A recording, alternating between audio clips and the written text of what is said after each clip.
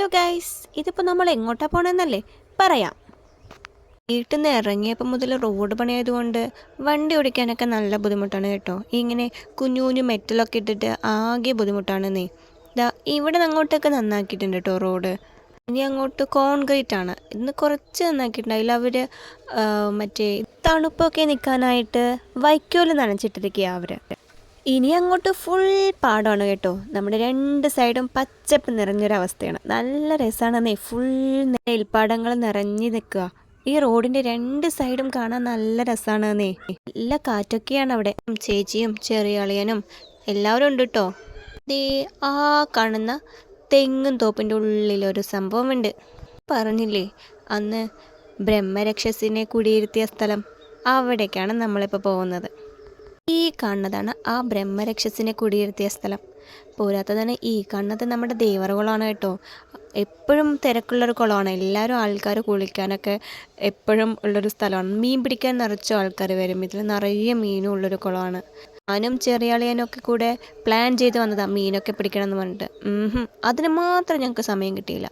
ഞാൻ വെള്ളത്തിലൊക്കെ ഇറങ്ങിയിട്ടുണ്ട്. എടുത്തുകൊണ്ടിരിക്കുമ്പോഴൊരു ഐഡിയ, എന്നാൽ പിന്നെ വേറൊരു വീഡിയോ കൂടെ ഇതിൽ കൂടെ എടുക്കാമെന്ന് പറഞ്ഞിട്ട് എടുത്തതാണ്. അടിയിലൊക്കെ നല്ല തണുപ്പാണ് കേട്ടോ. മേലെ ചൂടാണ്. എന്നാലും അത്യാവശ്യം നല്ല വലിപ്പമുള്ള കുളമാണിത്. ഇത് നല്ല ആഴമുണ്ട്. അതേപോലെ തന്നെ നിറയെ മീനുമുണ്ട്. അത്യാവശ്യം നീന്താൻ അറിയുന്നവർ മാത്രമേ ഇവിടെ കുളിക്കാനൊക്കെ ആയിട്ട് വരാറുള്ളൂ. സെക്ഷനായിട്ട് ഇങ്ങനെ ആക്കിയിട്ടുണ്ട്. ഫുൾ ചുറ്റും കോൺക്രീറ്റ് ഒക്കെ ചെയ്തിട്ടുണ്ട്. ഇതേ ചേച്ചിയും അളിയനൊക്കെ അവിടെ ഇരിക്കുന്നുണ്ട്.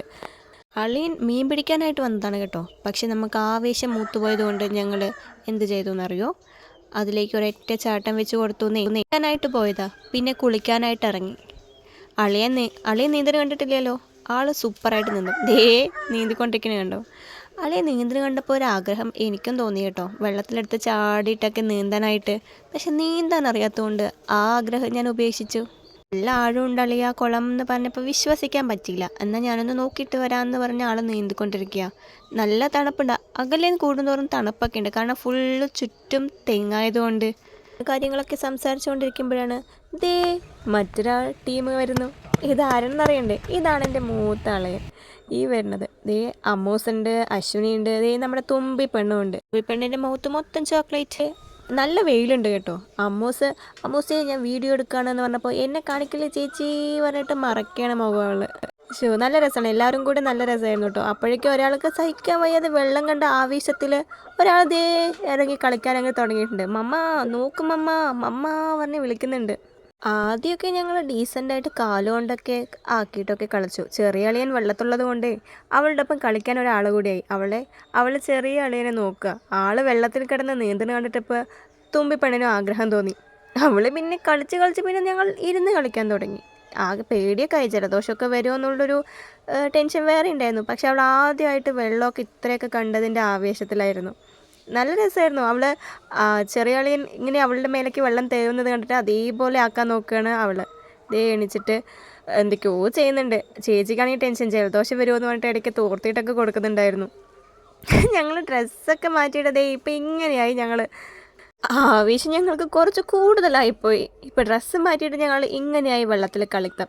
അവൾ ആദ്യമായിട്ട് കണ്ടതല്ലേന്ന് പറഞ്ഞപ്പോൾ ഞങ്ങൾ പിന്നെ അവളുടെ ഇഷ്ടത്തിന് വിട്ടു. കുറച്ച് സമയമൊക്കെ കളിച്ച് ഞങ്ങൾ കുറേ നേരം കളിച്ച് ഞങ്ങൾ എല്ലാവരും കൂടെ വീണ്ടും തിരിച്ച് വീട്ടിലേക്ക് തന്നെ വന്നു കേട്ടോ. വീട്ടിലെത്തിയ ശേഷം ഞങ്ങൾ രണ്ടുപേരെയും ഒന്നും കൂടെ പോയി കുളിച്ചിട്ട് വരാൻ പറഞ്ഞു. ജലദോഷം എങ്ങാനും വന്നാലോ എന്ന് കരുതിയിട്ട്. അപ്പോൾ രണ്ടുപേരും പോയി ഫ്രഷ് ആയിട്ട് വന്നു. കൂടുതൽ വീഡിയോ കാണാൻ ചാനൽ സബ്സ്ക്രൈബ് ചെയ്യണേ. ലൈക്ക് ചെയ്യാനും ഷെയർ ചെയ്യാനും മറക്കല്ലേ.